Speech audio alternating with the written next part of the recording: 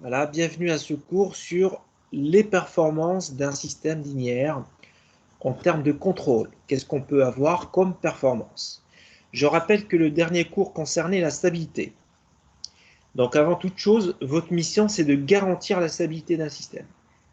Si la stabilité n'est pas là, on ne parle pas d'autre chose. Il faut d'abord garantir la stabilité.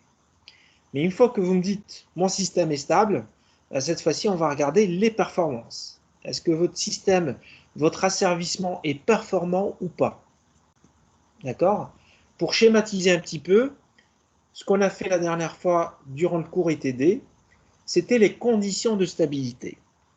C'est-à-dire que si vous avez un gain de réglage, appelons-le K, vous allez trouver les limites d'utilisation du gain K pour que le système soit stable. Donc vous l'avez vu durant le TD, il faut que K soit compris entre temps et temps pour que le système soit stable. Voilà. Alors après, est-ce que votre système est performant? Est-ce que votre asservissement est performant? Là, on est en train de parler d'un choix. Donc dans l'intervalle de stabilité, quelle valeur précise de K va me donner les meilleures performances, en tous les cas celles qui répondent à un cahier des charges. D'accord? Donc on suppose maintenant que la stabilité est garantie à un intervalle de stabilité pour le paramètre de réglage.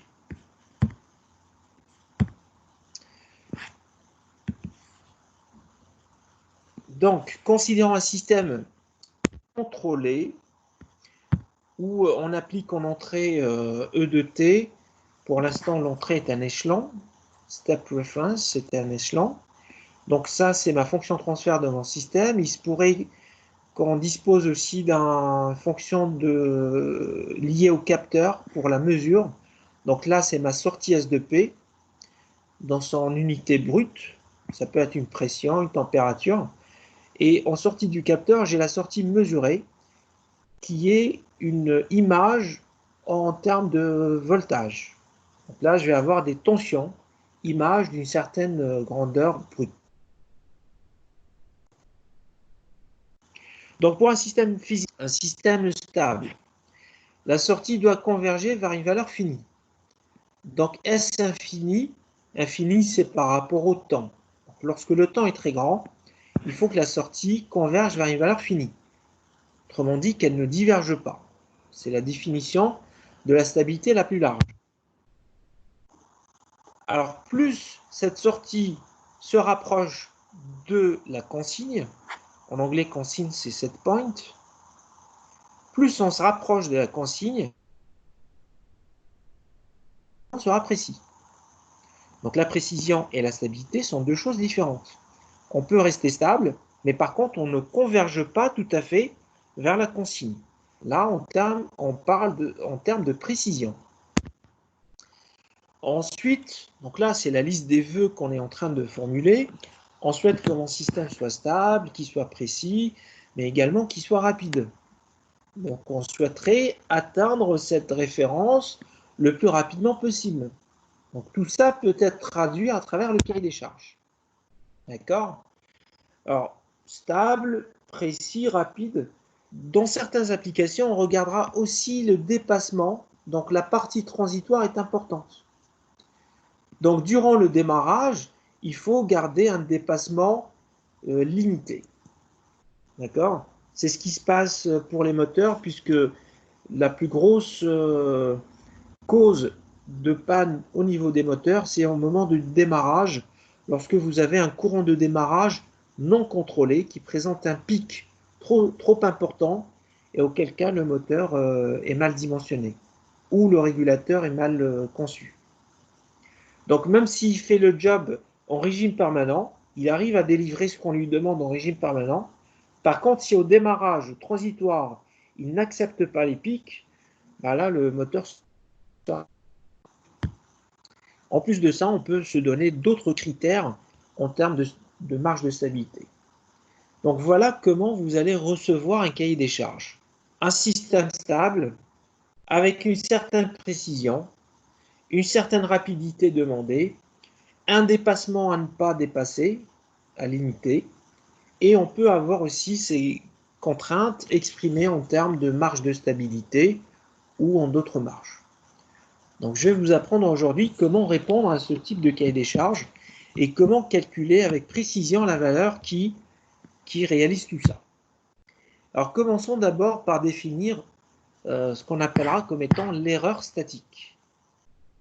L'erreur statique, c'est l'erreur qui demeure à la fin, lorsque les variables deviennent statiques, lorsqu'il n'y a plus de régime transitoire.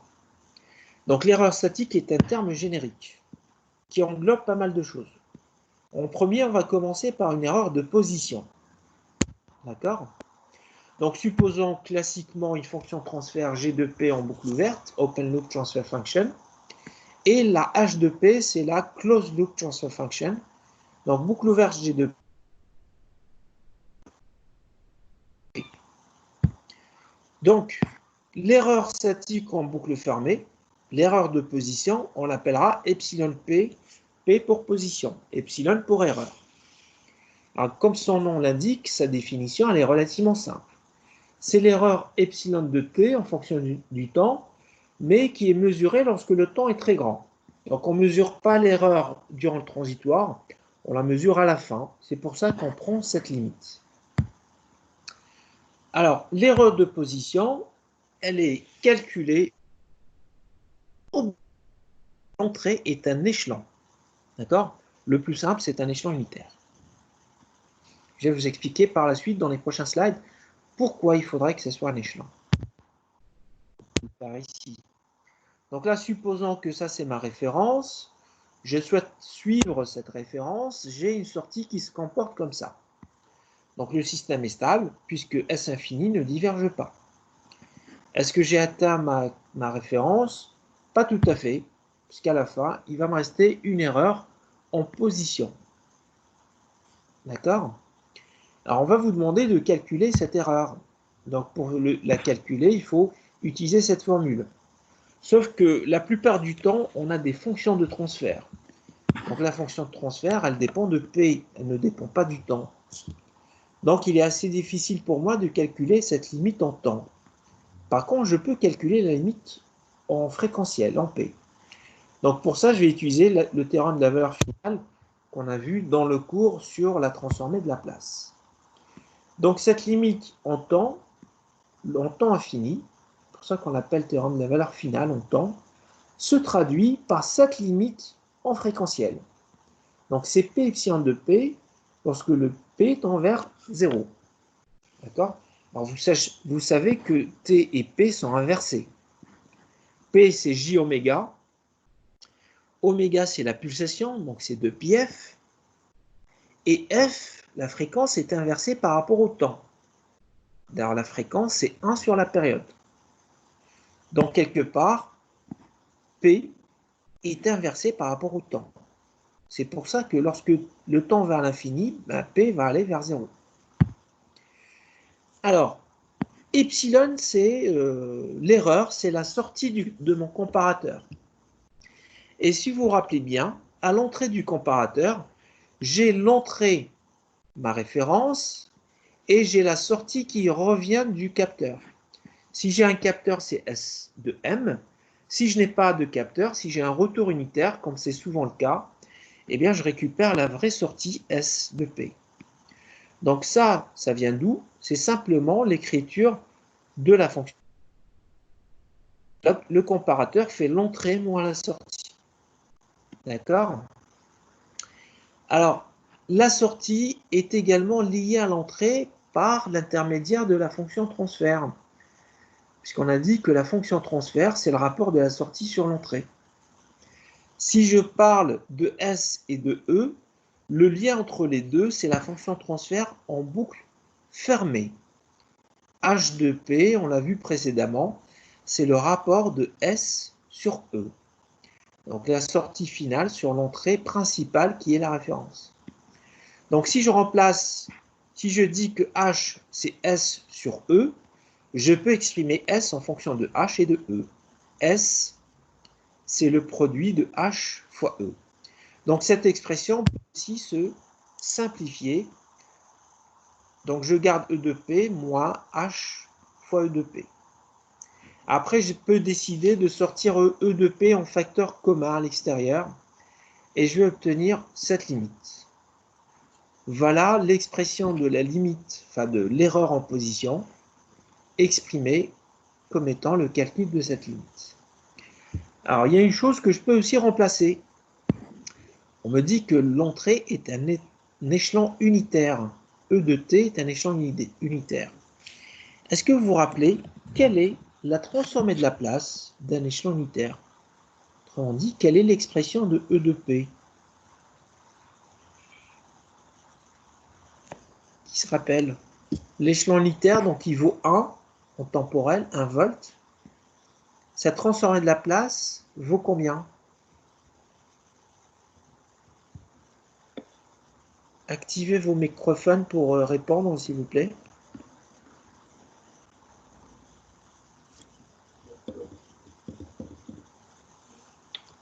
Personne ne s'en rappelle?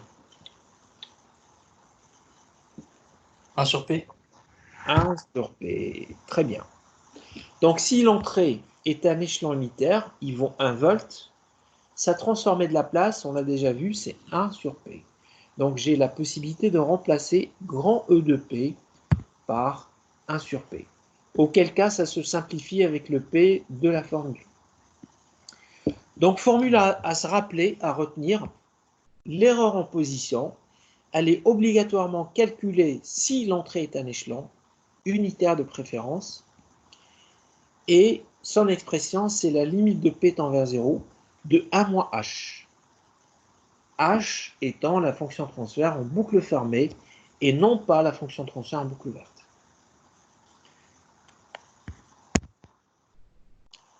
Donc, plus epsilon de P est petit, meilleure est la précision, forcément. On a intérêt à avoir une erreur de position la plus faible possible. D'accord? Mais on devrait aussi le payer en termes de régulateurs plus performants ou de temps de réponse plus rapide. D'accord? Il y a toujours un prix. Exemple. Donc voilà, vous avez un exemple de calcul. Donc j'ai ma fonction transfert ici de mon système, 1 sur P plus 3 au carré, qui sera régulé par un correcteur de type proportionnel, donc il a un seul gain, K. J'ai un retour unitaire.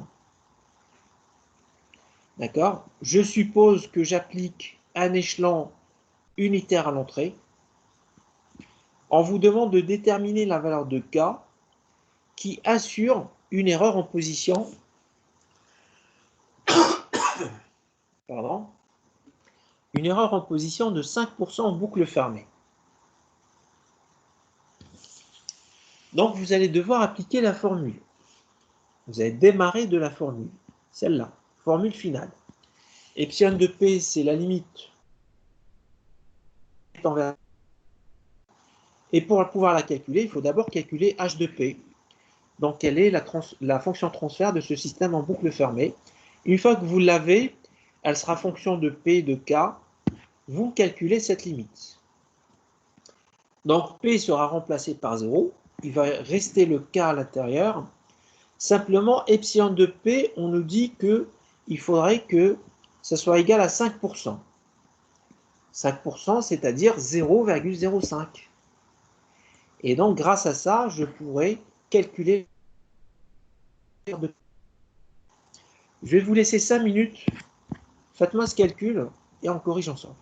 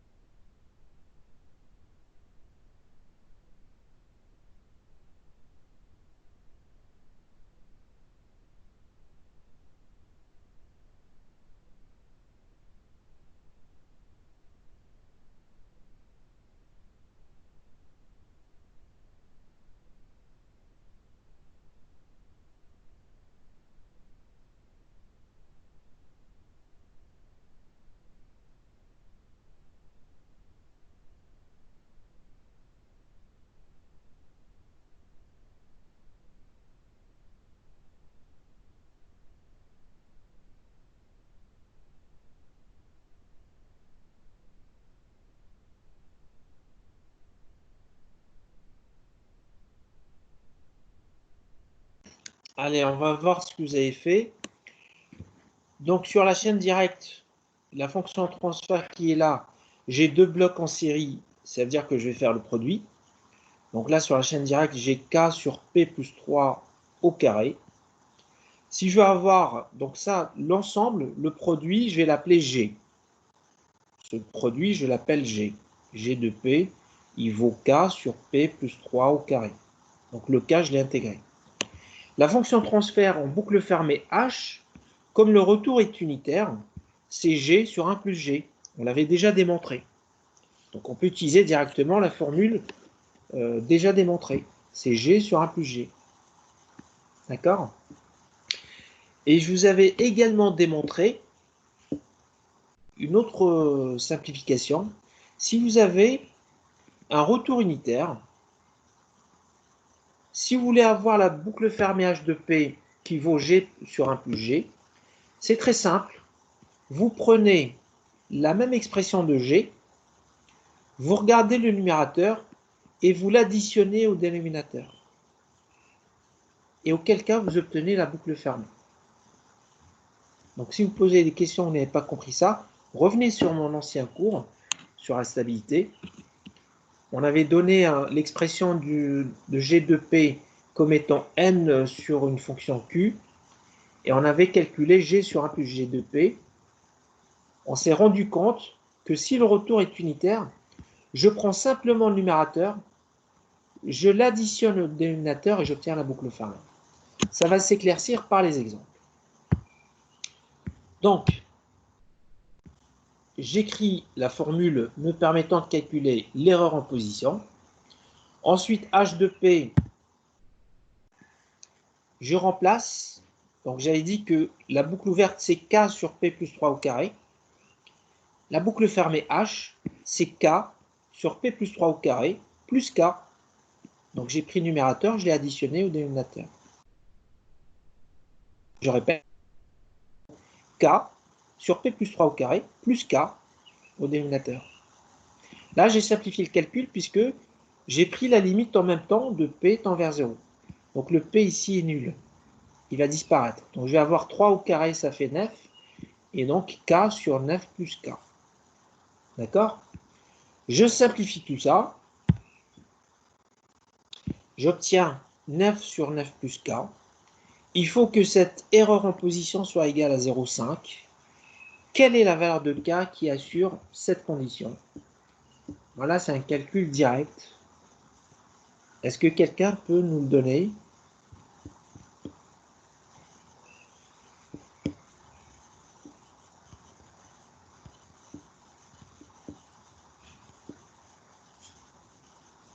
Allô?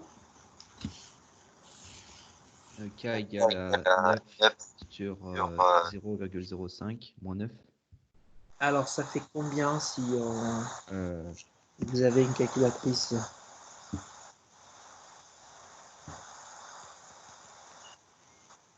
171. C'est ça. 171. Parfait. Regardez, avec ce slide, avec cette définition, vous êtes en mesure aujourd'hui de calculer le gain du correcteur qui répond à un cahier des charges. Là, j'ai une usine qui produit des pots de peinture, qui remplit des pots de peinture. On me demande de remplir le pot de peinture avec une tolérance de 5% près à la contenance finale. Eh bien, vous avez la formule pour déterminer le gain du correcteur à appliquer. Il faut appliquer 171 de gain pour assurer une erreur statique en position de 5. Voilà. On va passer à une autre définition. Vous pouvez juste couper vos microphones. Pas de bruit.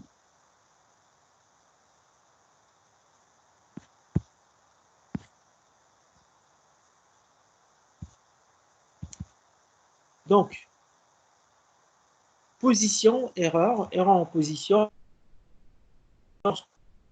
La boucle ouverte a un gain statique. Donc, on va voir quels sont les différents cas de système étudiés. Là, c'est un cas classique.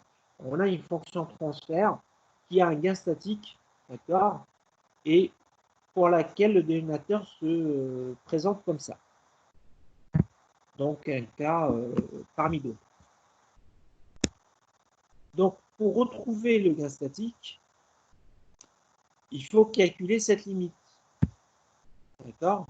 Cette limite, je peux la traduire en P, c'est une limite en oméga, mais bon, P c'est J oméga aussi. Et on sait que le gain statique c'est K. Quand vous mettez tous les P à 0, vous récupérez le gain statique qui vaut K. La fonction transfert en boucle fermée. Rappelez-vous que le retour est unitaire. Qui peut me donner, sans calcul, la fonction transfert en boucle fermée, simplement en utilisant l'astuce qu'on a donnée sur le slide précédent. Qu'est-ce qu'on fait pour avoir la boucle fermée? H de P.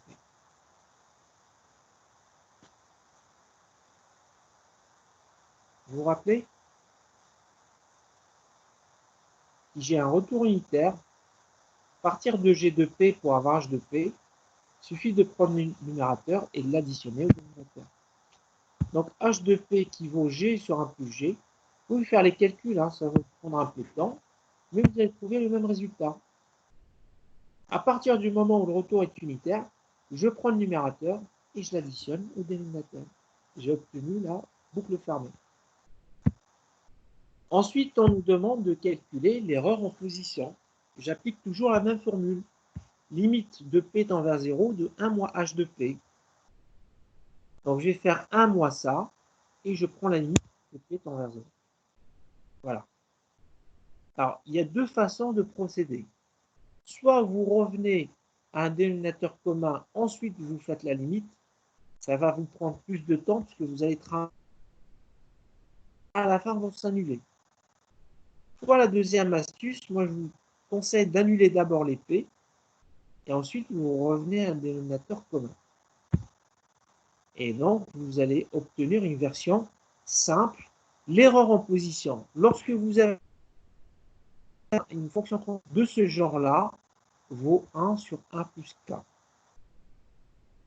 L'erreur en position est d'autant plus faible que le gain est élevé. Évident, si vous prenez un gain élevé, comme l'exemple précédent, une erreur de position faible. Par contre, on va devoir le payer, puisque généralement, pour le gain proportionnel, s'il dépasse une certaine valeur, il va avoir l'effet inverse. Il va agir négativement sur la stabilité. D'accord? Donc, le gain proportionnel est à utiliser avec modération. Et là, on prouve qu'on peut utiliser le gain proportionnel pour réduire l'erreur en position. En réalité, ce n'est pas son rôle. Il y a d'autres correcteurs qui peuvent réduire ou annuler l'erreur en position.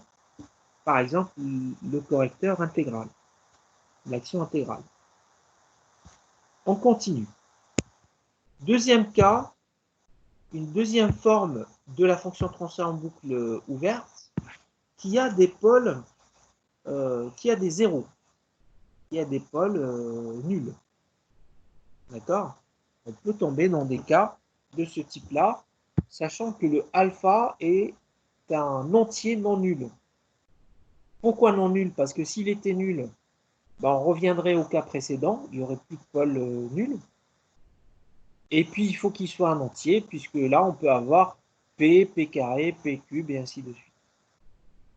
Que vaut l'erreur en position quand votre fonction ressemble à ça? Donc, on va calculer d'abord la fonction transfert en boucle fermée. Alors, comment l'obtenir de manière simple? Qui peut me rappeler l'astuce?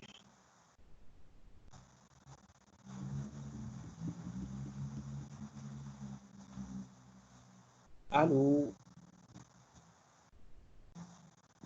Comment obtenir de manière simple la fonction transfert en boucle fermée lorsque le retour est unitaire? On additionne le numérateur au dénominateur. Merci. H de qui vaut ça. Soit vous le faites par calcul, vous allez trouver le même résultat, soit vous vous en rappelez maintenant. Si le retour est unitaire, c'est simple, je prends le numérateur et je l'additionne au dénominateur. Le calcul de H de P est très simple. Maintenant, on me demande de calculer l'erreur en position. J'applique toujours la même formule. Limite de 1 moins h lorsque p tend vers 0. Donc, pareil que tout à l'heure, soit on revient à un dénominateur commun, ensuite on calcule la limite, ou plus facilement, on annule et puis on calcule la limite. Donc là, on a décidé d'annuler, ce qui est relativement simple, puisque ça c'est nul. Eh bien, toute cette partie-là s'annule. Je récupère ça. 1 moins k sur k, autrement dit 0. Donc l'erreur en position pour une fonction de transfert en boucle ouverte qui a déjà un pôle nul, un pôle ou plusieurs nuls, l'erreur en position est nulle. D'accord? Plus besoin de se charger de l'annuler.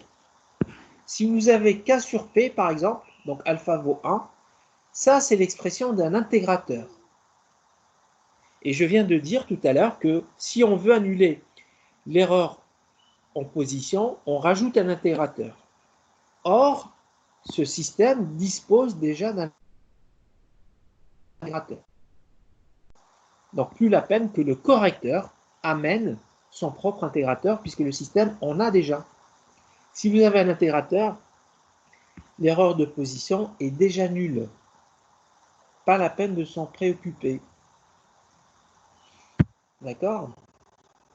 Donc, ce genre de systèmes sont appelés systèmes contenant au moins un intégrateur sur la boucle ouverte. Voilà, il y a au moins un. Pourquoi au moins? Parce que alpha, au minimum, il vaut 1. Donc, si alpha vaut 1, j'ai un intégrateur, 1 sur p. Si alpha vaut 2, j'ai deux intégrateurs, 1 sur p carré. C'est 1 sur p fois 1 sur p, donc j'ai deux intégrateurs. D'accord? Donc, si vous en avez au moins un, l'erreur de position, il y a des chances qu'elle soit nulle toute seule.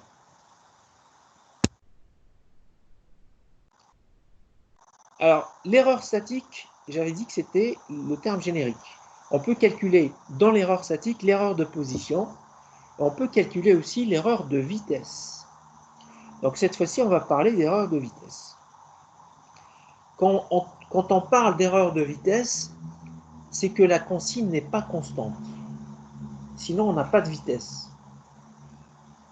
La consigne est constante, sa dérivée est nulle. Donc on ne peut pas calculer la vitesse. Quand on parle d'erreur de vitesse, c'est que l'entrée est différente. Donc pareil, G de P, c'est la fonction de transfert en boucle ouverte, H de P, celle en boucle fermée.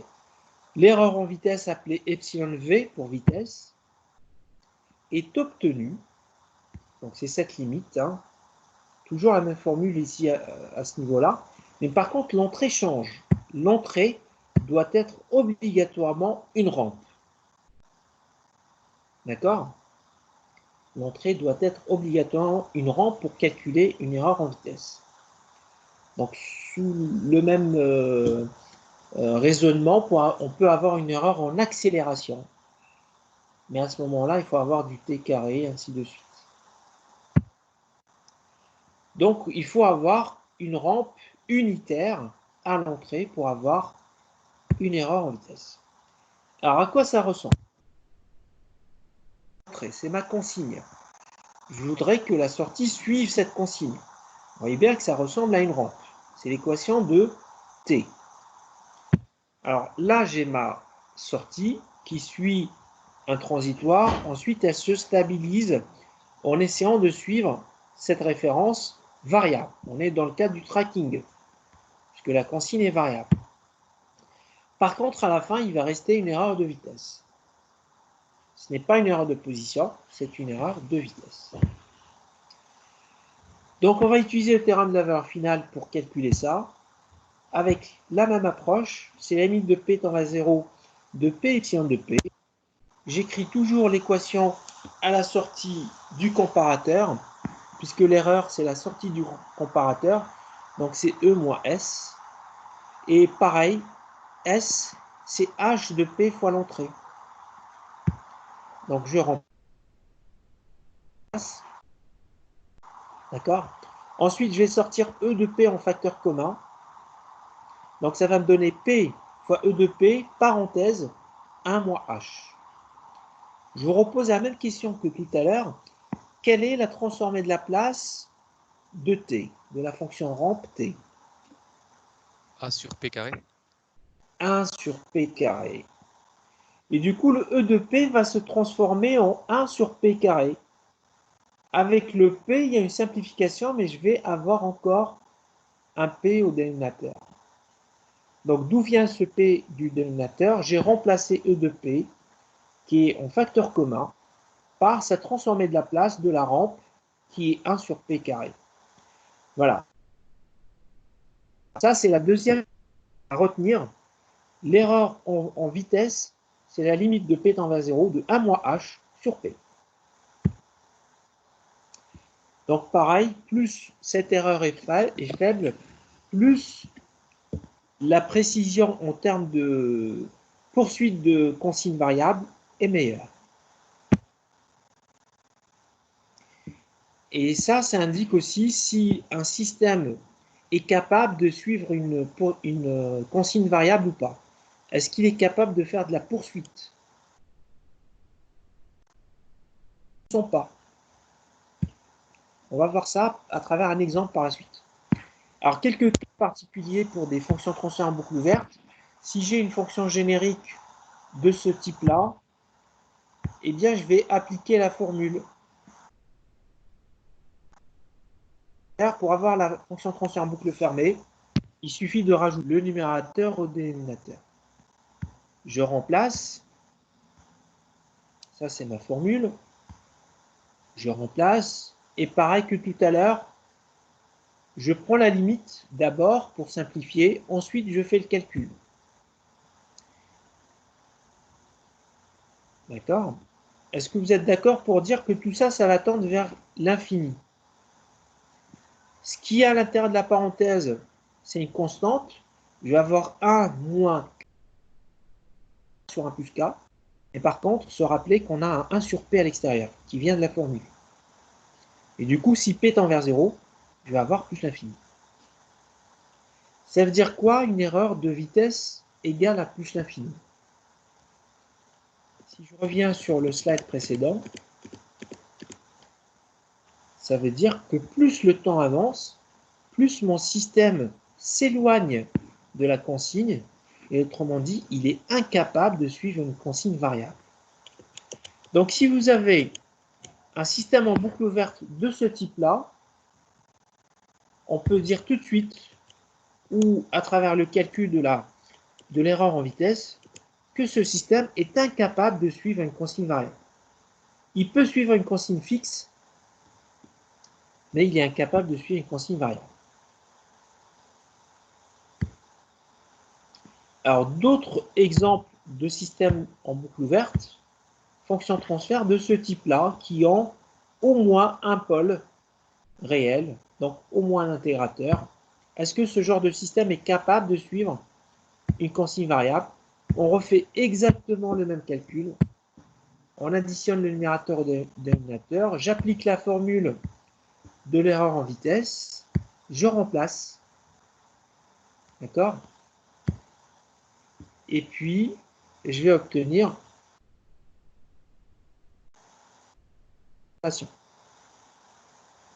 alors, j'ai remplacé ici pour les P nuls, mais je n'ai pas remplacé pour P à la puissance alpha, puisque le fait de remplacer, le résultat va dépendre de la valeur de alpha. D'accord? Ensuite, j'ai fait 1 moins K, j'ai simplifié, j'ai intégré le 1 sur P à l'intérieur. Si vous faites une pause, par la suite sur la vidéo, vous pouvez démontrer cette relation. Alors, comment calculer cette limite? Eh bien, elle va dépendre de la valeur de alpha. Donc, je vais prendre le cas où alpha égale à 1. C'est la valeur la plus faible. On a dit que alpha est un entier, non nul. Parce que s'il était nul, je reviens au système précédent. Il n'y a plus de pôle nul. Donc, la valeur la plus faible de alpha, c'est 1.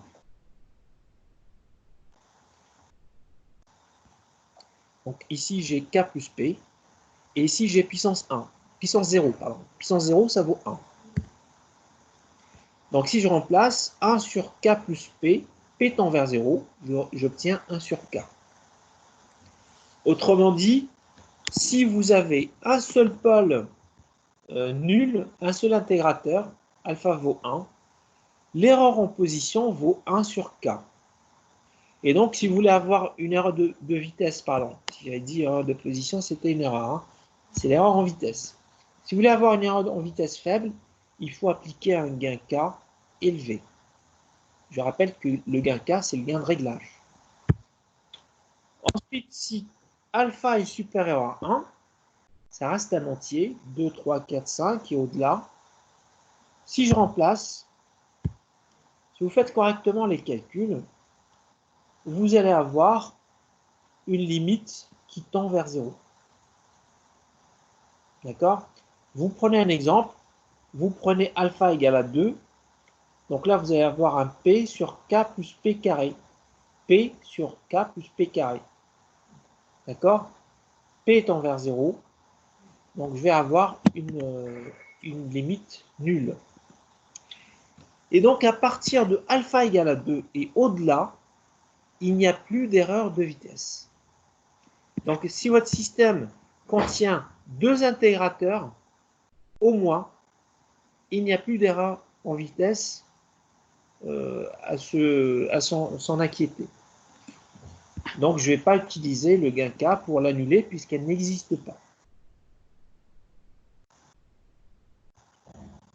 Alors, par rapport à la rapidité, donc on a exprimé la performance en termes d'erreurs statiques, deux types d'erreurs statiques, erreur de position lorsque l'entrée est un échelon unitaire et l'erreur de vitesse lorsque l'entrée est une rampe unitaire. Maintenant, on va passer à la rapidité. Donc ça, c'est la réponse d'un système par rapport à un échelon en entrée. D'accord? Ici, on peut identifier la valeur infinie, S infini, S pour la sortie infinie. Ici, vous avez le temps du premier pic, pardon, le temps de montée, entre 0 et 100%, le premier passage par 100% de la valeur finale. C'est ce qu'on appelle le temps de montée. Ici, c'est le temps du premier pic. Là, vous avez le dépassement qui est exprimé toujours en pourcentage. Donc ici, si je vous demande de calculer le dépassement, si on l'exprime en termes de carreaux, j'ai dépassé de 3 carreaux, 2 ou 3, divisé par le nombre de carreaux pour la valeur finale. Donc j'ai 5 carreaux à la fin. Donc je vais faire 3,2 divisé par 5. Et je vais exprimer ce dépassement en pourcentage. Vous avez aussi ce qu'on appelle la pseudo-période. D'accord? Ce n'est pas une vraie période parce que le signal ne se répète pas exactement à la fin de cette période. L'amplitude diminue, donc on l'appelle pseudo-période. Vous tracez une ligne de la valeur infinie plus n% et moins n%. n%, c'est l'erreur en position tolérée dans le cahier des charges. Et cet intervalle-là va définir ce qu'on appellera le temps de réponse. Donc ça, c'est le temps de réponse à n%. C'est la dernière fois où la sortie rentre dans ce delta pour ne plus en sortir. Donc là, je suis rentré ici, mais je suis ressorti de l'autre côté. Ici, c'est la dernière fois où je rentre et je ne sors plus. Donc, au-delà de ce temps, on est en régime permanent. Donc, on a rempli le cahier des charges puisque le client nous demande d'arriver à S-infini avec une tolérance de 5%. Donc, à partir de là, on a réussi à atteindre la valeur finale à n% près. Ce qu'il y avait au début, c'est le transitoire. Donc, prenons un système du second ordre de ce type-là. Donc, ça, c'est la forme canonique classique, où là, on a trois paramètres, le gain K, gain statique, oméga n, pulsation naturelle, et xi, qui est le coefficient d'amortissement. La fonction transfert en boucle fermée, puisque le retour est unitaire, qu'est-ce qu'il suffit de faire? Il suffit de rajouter le numérateur au dénominateur. Donc j'ai pris K que j'ai rajouté au dénominateur. Si je veux réexprimer cette expression sous la forme d'une fonction de transfert d'un second ordre doit finir avec un 1. J'ai un P carré, ok, mais je dois finir avec un 1. Pour ce faire, il faut que je divise par 1 plus K. Regardez, si je divise en haut et en bas par 1 plus K, je suis revenu à une formule canonique d'un second ordre qui peut être exprimée comme ça.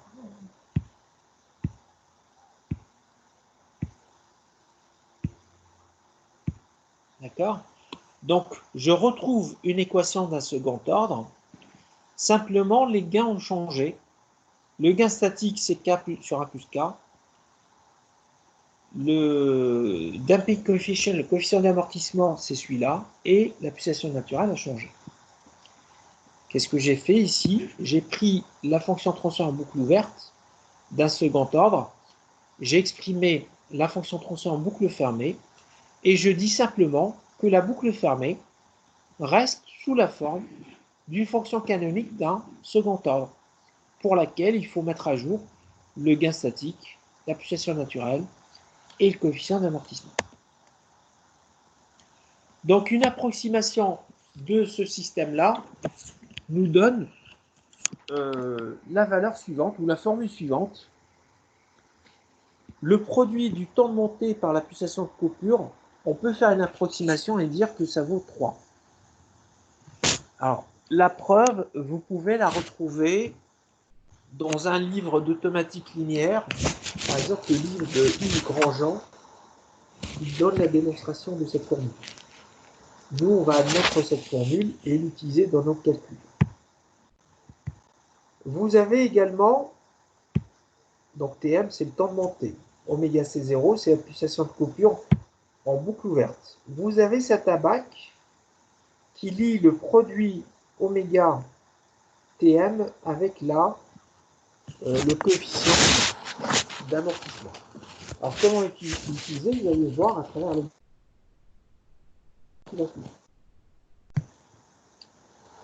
En termes de dépassement, overshoot, c'est le dépassement.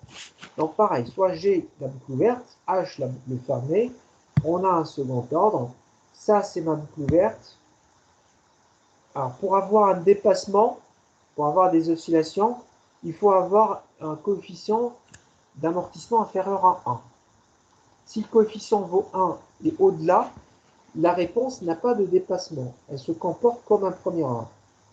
Donc, pour pouvoir parler de dépassement, il faut que le coefficient d'amortissement. Vous avez également cette formule.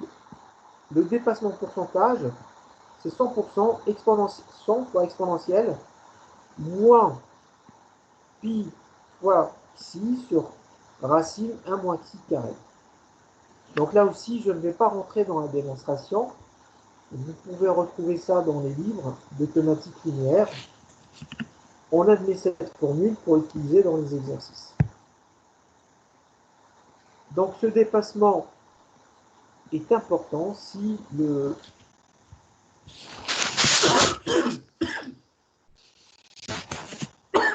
excusez-moi.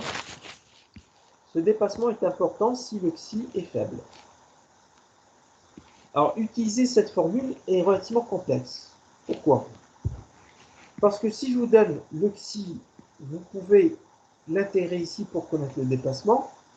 Mais par contre, si je vous donne un dépassement et que vous devez retrouver xi, ben, le calcul est plus complexe. Pour pallier à ça, il suffit de tracer D en fonction de xi. Si on trace D en fonction de xi, on va retrouver une formule sous forme d'abaque. Alors, la relation entre la marge de phase qui donne d'abord ça, et puis on reviendra à l'abaque. La relation entre la marge de phase et le dépassement. Donc ça, c'est la formule de la fonction transfert en boucle ouverte. Je l'exprime de manière complexe en remplaçant P par J oméga. La marge de phase, comme on l'a vu dans le cours précédent, elle est définie comme ça. Marge de phase, c'est pi plus la phase du système évaluée à la pulsation de coupure de la boucle ouverte. Elle est définie comme ça. Je vais faire une petite pause pour vous rappeler ce point de détail.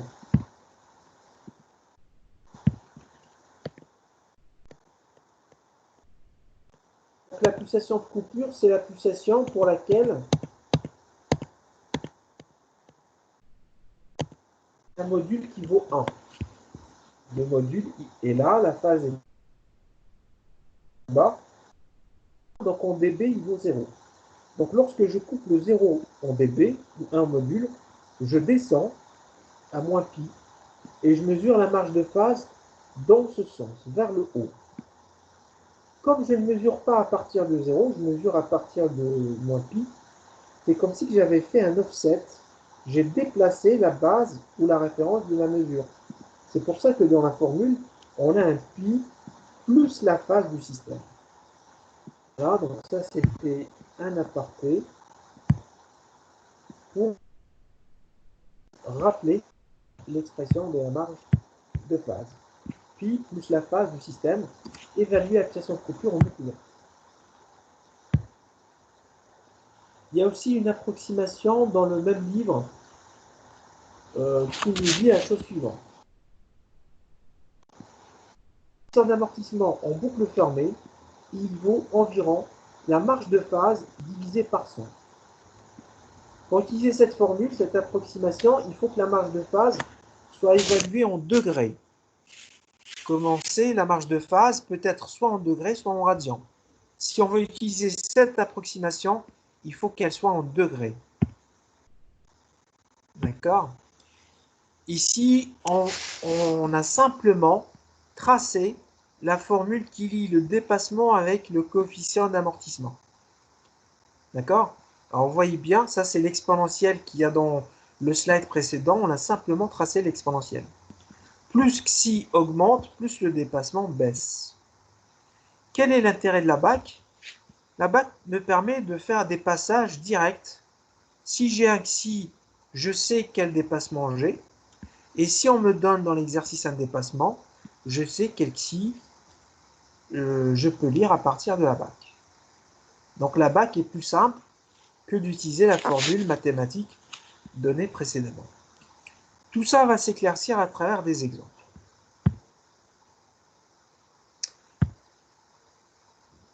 Alors, l'influence de la limitation du dépassement sur les performances. Alors, supposons que la fonction transfert a ce type-là, cette forme-là. Si K augmente, si on augmente le gain statique K, qu'en est-il par rapport à la marge de phase? Est-ce qu'elle va monter ou est-ce qu'elle va descendre? Pour répondre à ça, il nous faut revenir sur ce graphique pour pouvoir observer l'effet du gain K sur la marge de phase. Alors, si je multiplie ma fonction transfert par un gain K, c'est un gain de réglage, le gain K va faire en sorte que le tracé des gains va monter vers le haut. Il va monter de combien? Il va monter de 20 log de K. 20 log de K. Le gain K n'agit pas du tout sur le tracé des phases. Il ne le modifie pas. Il va simplement modifier le tracé des gains. Alors, est-ce qu'il va l'élever vers le haut ou vers le bas? Ça dépend de 20 log de K. Donc, 20 log de K, si K est entre 0 et 1, le log est négatif. Donc, je vais abaisser la courbe vers le bas. Si le K est supérieur à 1, le 20 log de K est positif. Donc, je vais avoir une translation de la courbe du gain vers le haut. Donc, si j'augmente K, va monter vers le haut. D'accord? Supposons que, imaginez qu'on prenne la même courbe et qu'on lui fait une translation vers le haut. Si je la translate vers le haut, elle ressemble à ça, par exemple. Et du coup, le point d'intersection avec le 0 dB est passé à droite. je coupe le 0 dB ici, au lieu de là. D'accord? Le 0 dB ici, je vais devoir calculer la marge de phase par rapport à un nouveau point. Et donc, la marge de phase aura baissé. Si j'augmente le gain K, la marge de phase va baisser. C'est ce qu'on démontre. C'est ce qu'on montre ici. La démonstration a été faite à l'instant. Si le monte, la marge de phase baisse. Si la marge de phase baisse, est-ce que la stabilité augmente ou est-ce qu'elle baisse? On a dit que la marge de phase, c'est une distance qui sépare de l'instabilité. Donc forcément, si elle baisse, la stabilité va baisser, puisque je me rapproche du point critique. D'accord? Alors, comme je sais, d'après le slide précédent, que le coefficient d'amortissement il vaut la marge de phase par 100, si la marge de phase a baissé, eh bien le coefficient d'amortissement, donc pareil, si K augmente, la marge de phase va baisser, et donc du coup, le coefficient d'amortissement il baisse, puisqu'il réagit de la même manière qu'avec la marge de phase. Il y a juste une division par 100. Et si je regarde la BAC de tout à l'heure, je vais revenir sur la BAC.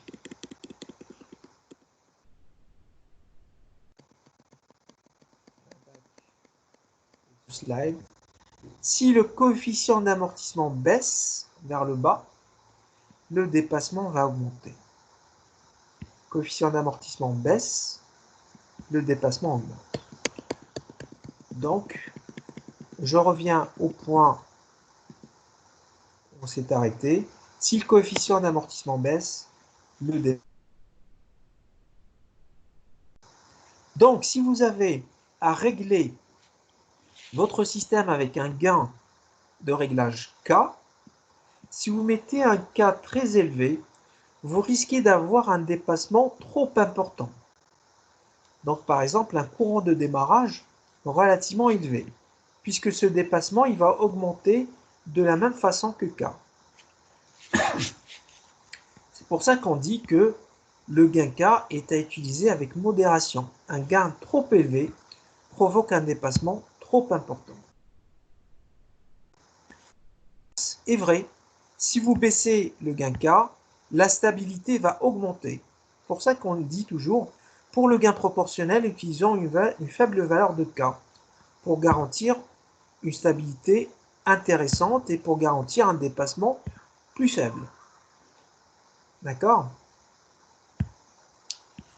Et donc, le fait d'agir sur le gain K va agir à la fois sur le dépassement, sur la stabilité, mais également sur la rapidité, puisqu'on l'a vu le tracer la réponse. Si vous avez un dépassement très important, eh bien le temps de réponse va être affecté par ça. Donc si K diminue en boucle fermée, la stabilité va augmenter, le dépassement va baisser, mais par contre la rapidité va également baisser. D'où l'histoire du compromis. D'accord? Si je veux augmenter la rapidité, ben le dépassement, il agit en sens inverse. Il va augmenter. Si je veux réduire le dépassement, la rapidité va diminuer. D'accord? Toujours faire un compromis entre la stabilité en termes de dépassement et entre un système rapide. La précision va baisser également. Et l'inverse est vrai. Exemple. Supposons que vous ayez une fonction transfert en boucle ouverte de ce type-là. D'accord?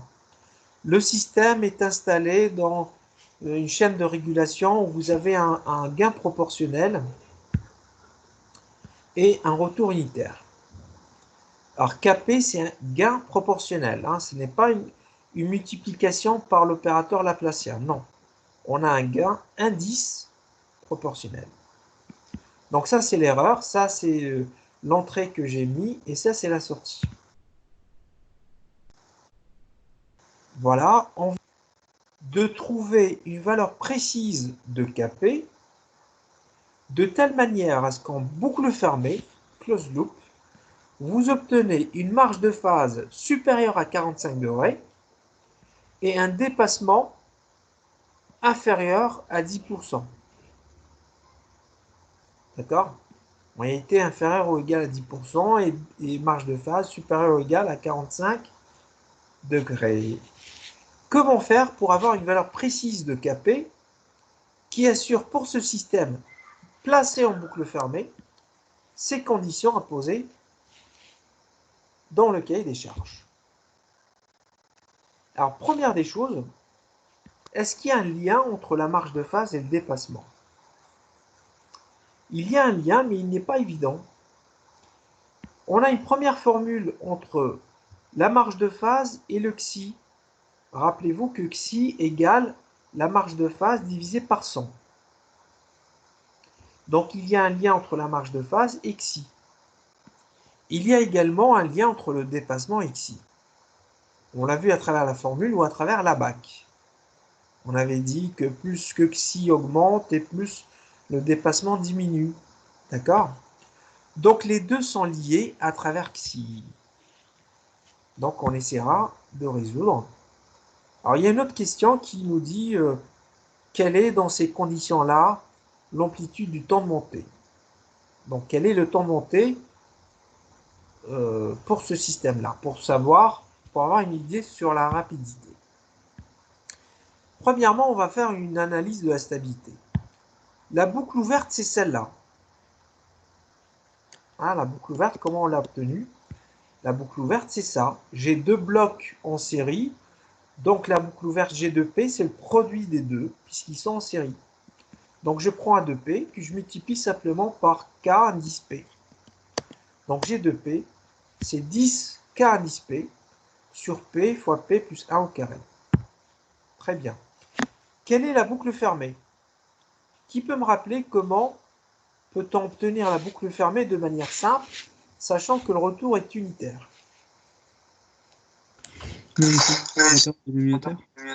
Voilà, vous prenez ce qu'il y a au numérateur, vous l'additionnez au dénominateur.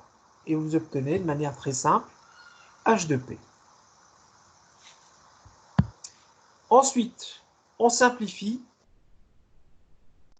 On écrit ce système sous la forme d'un polynôme en puissance décroissante.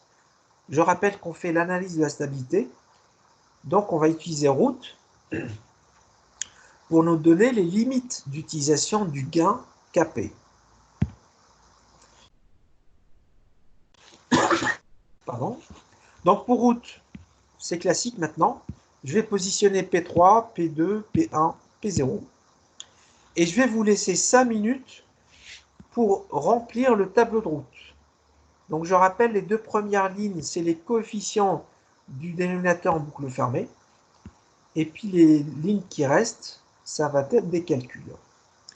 Donc je vous reprends dans 5 minutes. Essayez de remplir le tableau. A tout de suite.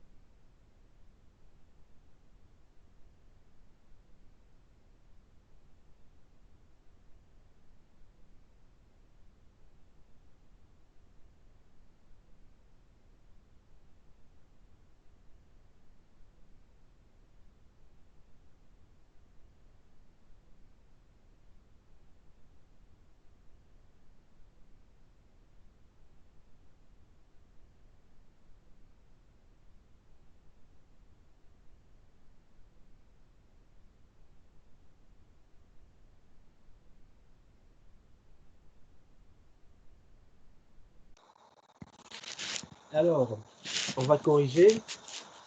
Qu'est-ce qu'on met sur la première ligne? 1 et 1. Alors, on va prendre le coefficient de P3, 1. On saute une puissance et on prend l'autre, 1. Donc 1 et 1. Qu'est-ce qu'on a à la deuxième ligne? 2 et 10 kp. Voilà, on prend les coefficients qui restent et 10 kp. Donc là, c'est une lecture directe des coefs du polynôme caractéristique. Quelle est la valeur que vous avez calculée ici? Moins 5 kp plus 1. Pardon, il y a des coupures. Moins Vous pouvez 5 répéter si... kp plus 1. Moins 5 kp plus 1. C'est ça. On dit 1 moins 5 kp. Ici, qu'est-ce qu'on obtient? 0. 0. Et là, 10 kp. voilà. Donc 0 ici et 10 kp là. On récupère cette valeur, puisque ici, dans le déterminant, on a une valeur nulle. Donc ça fois ça, c'est nul. Et du coup, cette valeur revient ici. Alors, ce système est stable sous quelles conditions sur kp?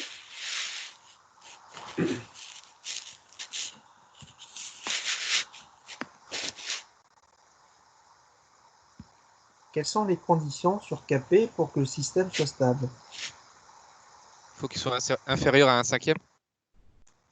Quoi d'autre? Cap. Autre condition. Supérieur à 0 aussi. Supérieur à 0. Donc, étant donné que j'ai des éléments positifs ici, il faut que tout le monde soit positif. D'accord? La condition, c'est que tous les éléments de cette colonne soient de même signe. Donc, Kp également, 10 Kp doit être positif. D'accord?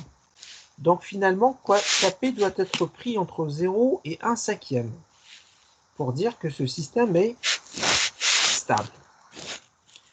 Voilà. Alors, ici, vous pouvez voir que le domaine est relativement petit. Il est très petit. Par contre, à l'intérieur de ce domaine, on nous demande de prendre une valeur encore plus particulière à l'intérieur pour répondre. Je rappelle que le cahier des charges, on nous demande une marge de phase supérieure à 45 degrés ou égale et un dépassement inférieur ou égal à 10%. On va voir comment faire le gain tuning, le paramètre. Alors, dépassement inférieur ou égal à 10%. On se met à la limite. On se met à 10%. D'accord? On se met à la limite tolérée, 10%. D'après la BAC, on va revenir ensemble à la BAC. Tac.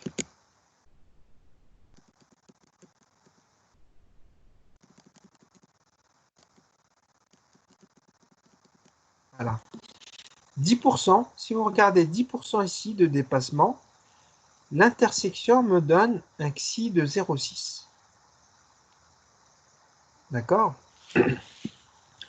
Regardez bien écoutez bien ce que je dis. Dépassement inférieur à 10%. Donc entre 0 et 10. Ça veut dire que le xi doit être inférieur à 0,6 ou supérieur à 0,6. Supérieur. D'après.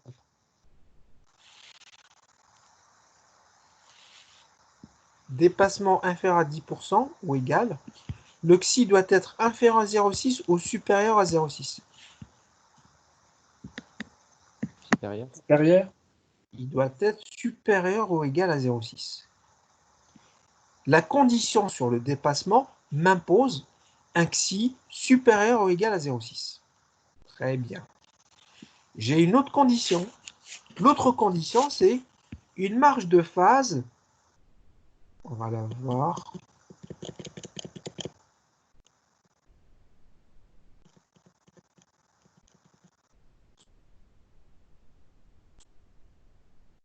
D'accord? Je vais revenir. En fait, quand on vous donne deux conditions, il faut faire l'intersection des deux conditions. les deux soient réunis. Donc, dépassement inférieur à 10%, ça veut dire que xi doit être supérieur ou égal à 0,6. D'un autre côté, on me demande une marge de phase supérieure à 45 degrés. Donc, un xi supérieur à combien?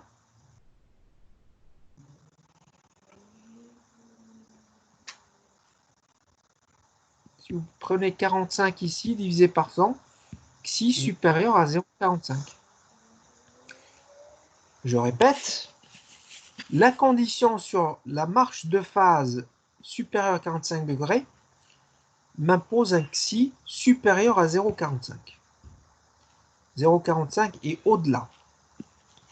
La condition sur le dépassement inférieur à 10% m'impose un xi supérieur ou égal à 0,6 et au-delà. Donc l'intersection des deux, qu'est-ce que ça me donne?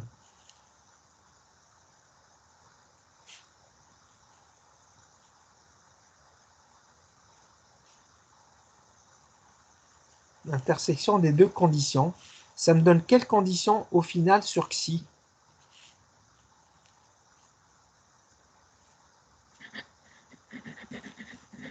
Vous voulez que je répète? S'il vous plaît. J'ai deux conditions. On me demande une marge de phase supérieure ou égale à 45 degrés. C'est l'exercice. Bah, sachant que xi, c'est à peu près la marge de phase divisée par 100, donc 45 degrés divisé par 100, si la marge de phase doit être supérieure à 45 degrés, c'est que xi est supérieur à 0,45. Est-ce que c'est clair sur ce point? Si Oui. ça doit être supérieur à 45 degrés, c'est que celui-là doit être supérieur à 0,45. Très Oui. bien. La première condition sur la marge de phase me dit il faut prendre un xi supérieur ou égal à 0,45. Donc de 0,45 et au-delà. Ce qui est avant à ne pas prendre. D'accord? La deuxième condition me dit il faut aussi un dépassement inférieur ou égal à 10%. Dépassement 10% max, ça correspond à 0,6. Inférieur à 10%, ça correspond à un xi de 0,6 et au-delà. Donc au minimum 0,6. Donc j'ai deux conditions. La condition sur la marge de phase me dit de prendre un xi de 0,45 et au-delà. La deuxième condition me dit de prendre un xi de 0,6 et au-delà. L'intersection, qu'est-ce que je prends? 0,6 et plus. Un 0,6 et plus.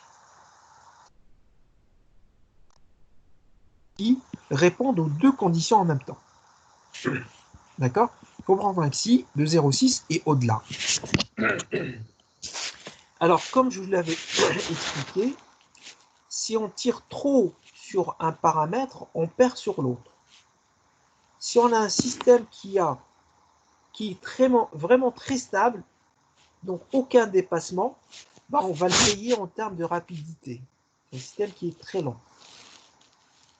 Alors, qu'est-ce que j'entends par là?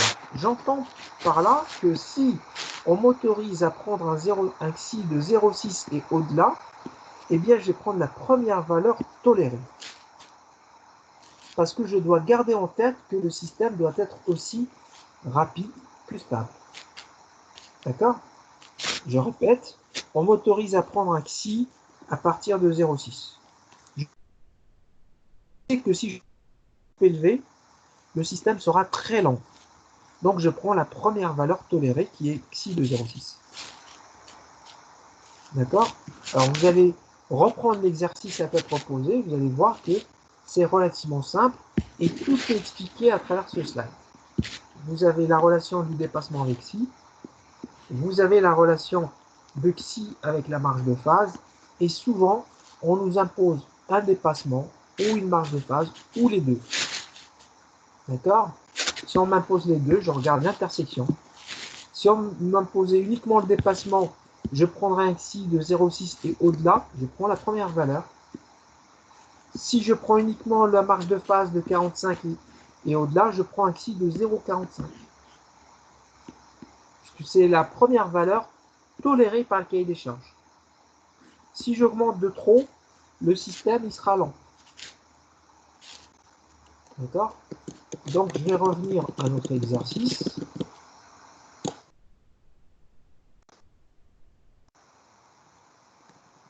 La stabilité à la route m'a dit qu'il faut absolument respecter la condition KP entre 0 et 1 sur 5. Alors attention, si on fait nos calculs et on trouve une valeur de KP en dehors de cet intervalle, c'est qu'on a fait une erreur quelque part. D'accord? Donc soyez logique avec vos calculs. Si vous me dites que le système est stable à condition que KP entre 0 et 1 cinquième, une valeur précise de KP doit être à l'intérieur. C'est ce qu'on va vérifier par la suite. Passement 10% à travers la BAC, prendre un XI de 0,6. D'accord? Ce qui nous fait XI 0,6, comme XI est lié à marge de phase par un fois 100 ou divisé par 100, si XI vaut 0,6, c'est que la marge de phase vaut 60 degrés. On est d'accord? Rappelez-vous que XI, l'approximation, c'est la marge de phase sur 100. Si XI vaut 0,6, c'est que la marge de phase vaut 60 degrés. Autrement dit, pi sur 3. Alors, je continue. Puisque la marge de phase, d'après la définition, c'est pi plus la phase du système à puissance de coupure en boucle ouverte, il me faut déterminer cette expression de la marge de phase de la boucle ouverte. La boucle ouverte, elle est...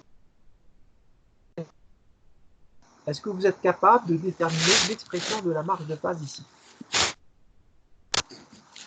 On fait dans cette idée, on a dit que si on a une fraction, la marge de phase de la fraction, c'est la marge de phase du numérateur moins la marge de phase du dénominateur.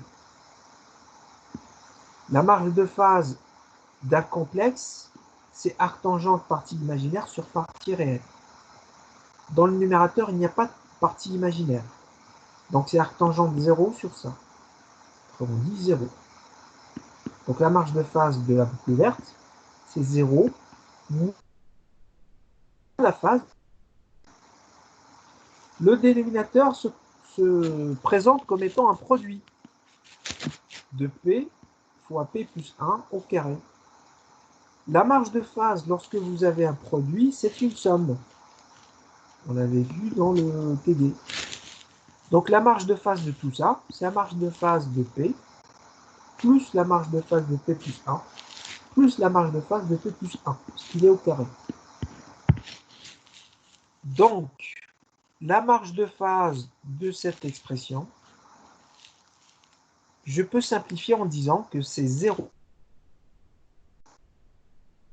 La marge de phase de P, qui est pi sur 2, moins 2 fois la même chose, la marge de phase de... Enfin, la phase plutôt, la phase de P plus 1, c'est arctangente imaginaire sur réel, arctangente oméga sur 1. Donc, en définitif, la phase de cette fonction transfert, c'est 0 moins pi sur 2 moins 2 fois arctangente oméga. Donc, une fois que j'ai cette formule, je l'injecte ici. Donc, j'additionne P. Et cette addition me donne la marge de phase, autrement dit, pi sur 3. Donc, la marge de phase, c'est pi d'après la formule, plus ça. Donc, moins pi sur 2, moins 2 arctangente oméga c'est 0. Et ça doit valoir pi sur 3. C'est la marge de phase qui est demandée par le cahier des charges. Donc après une simplification, vous allez trouver arctangente oméga C0 égale à pi sur 12. Calcul avec une calculatrice.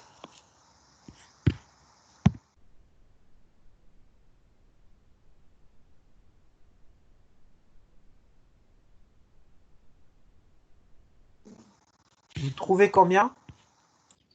0,26. Voilà, 0,26 et quelques, que moi je l'ai approximé à 0,27 radians par seconde. Donc la procédure est toujours la suivante.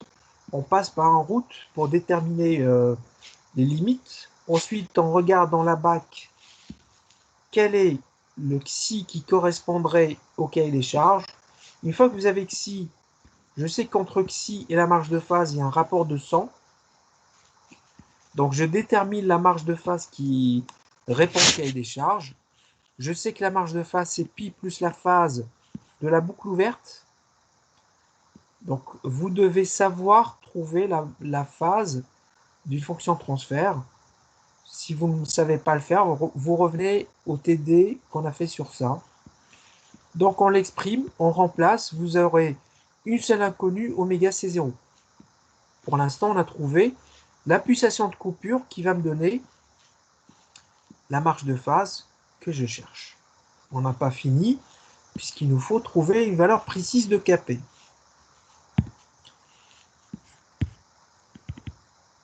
Alors, qu'est-ce qui caractérise la fréquence, la pulsation de coupure? Ce qui la caractérise, c'est que le gain vaut 0 dB. Ou le module, il vaut 1. Au choix. On va me dire d'où est-ce que ça vient? On est en train de le redire depuis plusieurs séances. La marge de phase est définie, plutôt la pulsation de coupure est définie lorsque le gain vaut 0 dB. C'est la définition même de la marge de la pulsation de coupure. 0 dB ou bien le gain vaut 1 si on ne parle pas du dB. Donc, le module évalué à la pulsation que j'ai trouvée doit valoir 1. Est-ce que vous êtes en mesure de me dire à quoi est égal le module qui me revient? Je reviens à mon expression de la boucle ouverte. Elle est là. Que vaut le module ici? Expression du module.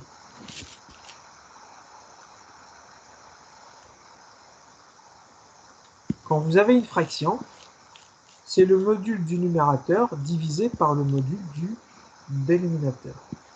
Quel est le module du numérateur? Parce qu'il n'y a pas de partie imaginaire. Le module, c'est la racine carrée. Réel carré plus imaginaire au carré. Comme l'imaginaire est nul, j'élève ça au carré, mais je le remets sous la racine, donc il ne change pas. Donc c'est 10 Kp au numérateur. Au dénominateur, comment retrouver? Si vous avez le module d'un produit, c'est le produit des modules. Donc je regarde le module de P. Pareil, c'est racine carrée réelle au carré plus imaginaire au carré. Il n'y a pas de partie réelle dans P. Il n'y a qu'une partie imaginaire qui est oméga. Donc c'est oméga carré sous la racine. Pareil, le carré disparaît avec la racine. Donc là, je vais avoir oméga. Ensuite, le module de ça au carré. Donc c'est le même module évalué de... Non, le module de ça au carré. Donc je vais avoir une racine carrée qui vient de la définition du module élevée au carré. Donc la racine va partir avec ce carré. À l'intérieur, je prends la partie réelle au carré. 1 au carré, c'est 1. Plus la partie imaginaire au carré, c'est oméga carré. Donc faites une pause, refaites le calcul, et vous devriez trouver ce que je vais vous montrer ici. Donc 10 Kp sur oméga C0 fois oméga C0 au carré plus 1. Alors pourquoi je n'ai pas mis oméga, j'ai mis oméga C0? Parce que je remplace la pulsation de coupure pour dire que ça vaut 1. Si vous remplacez la pulsation de coupure, c'est que ce module il vaut 1. Maintenant, vous avez une seule formule dans laquelle il y a une seule inconnue, c'est Kp. Oméga C0 vaut 0,27. Trouvez-moi, s'il vous plaît, la valeur de Kp. Faites-moi le calcul rapidement. Oméga C0, c'est 0,27. Quelle valeur de Kp?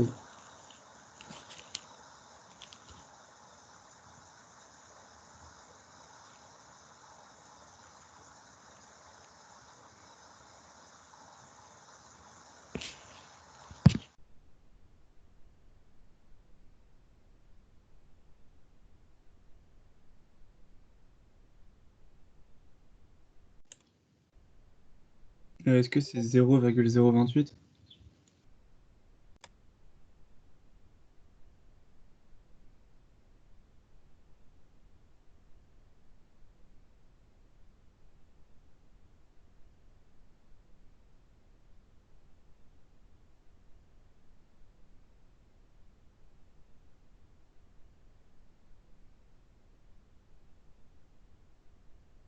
Monsieur, vous êtes mute. Excusez-moi, pardon. Donc, j'ai isolé Kp à gauche de l'égalité. J'ai ramené les éléments, tous les éléments à droite. D'accord? Et effectivement, si vous avez trouvé 0,028, moi j'ai arrondi un petit peu vers 0,03. Est-ce que cette valeur est dans le domaine de stabilité qui a été imposé par vous?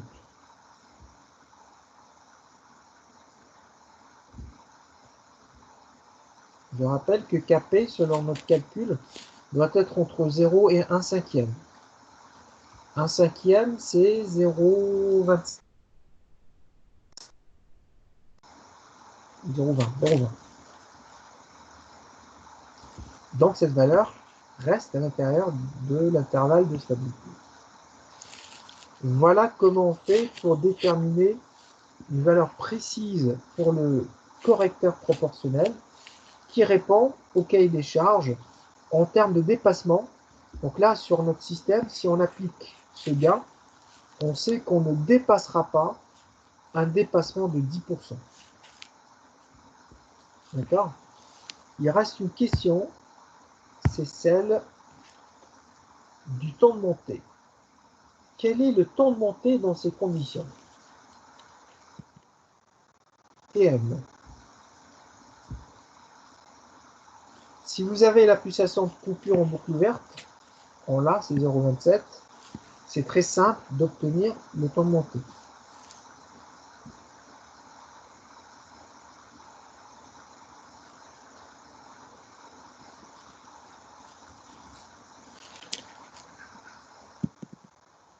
Je reviens au-dessus pour vous rappeler la formule.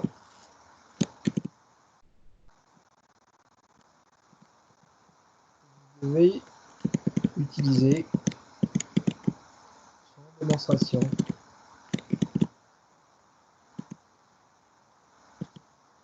voilà. Le produit de Tm fois la pulsation de coupure en boucle ouverte est égal à 3. D'accord?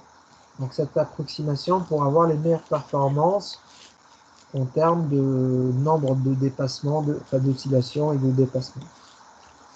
Donc connaissant oméga C0, trouvez-moi le Tm, le temps de montée de notre système. Ça fait 11. Alors ça fait effectivement, on va voir, 11, combien? 11,1. Voilà, 11,11 secondes. Voilà, donc rien qu'avec ces calculs, on sait que notre système n'aura pas un dépassement au-delà de 10% et son temps de réponse sera de 11,11 secondes. Est-ce que vous avez des questions? Non. Alors, comme à chaque fois que je vous l'explique, si vous n'avez pas tout compris à 100% à partir du cours, c'est normal. D'accord? Pourquoi? Parce qu'il y a le TD qui va amener un autre pourcentage et éventuellement le TP. D'accord? Donc, essayez de comprendre durant le cours l'essentiel de l'idée, de la technique, de la méthode. Et après, à travers les exercices qui vont suivre, vous allez pouvoir comprendre l'ensemble de la méthode.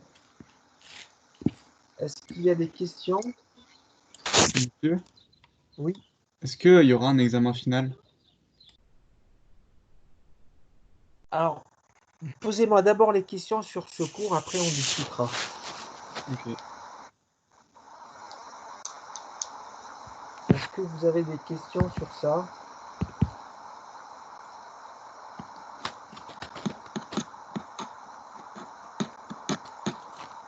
Non? Alors, je vais d'abord